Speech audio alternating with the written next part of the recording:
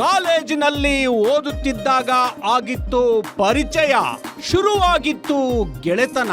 ಇವರದ್ದು purest friendship. ಸ್ನೇಹದ ಹೆಸರಲ್ಲಿ ಮತ್ತಿನ ಲೋಕಕ್ಕೆ ಎಂಟ್ರಿ.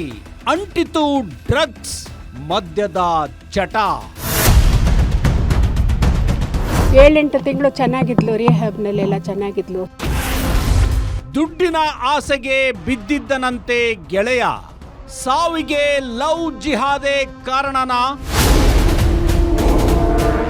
ಅವನಿಗೇನು ಅಂತಂದ್ರೆ ದುಡ್ಡು ಬೇಕು. ಒಬ್ಬ ಬ್ರಾಹ್ಮಣರ ಹುಡುಗಿನ ತಗೊಂಡು ಹೋದ್ರೆ ಅವರಿಗೆ ಎಷ್ಟೋ ದುಡ್ಡು ಸಿಕ್ಕುತ್ತೆ ಅಂತ ಮಾಡಿದ್ದಾನೆ ಅವನು. ಲವ್ ಜಿಹಾದ್ ಕೇಸ್ ಸರ್ ಇದು. Drugs, home stay and love jihad. ವೀಕ್ಷಿಸಿ, ಇದೆಲ್ಲ ಬೇಕಿತ್ತ? ರಾತ್ರಿ 10:30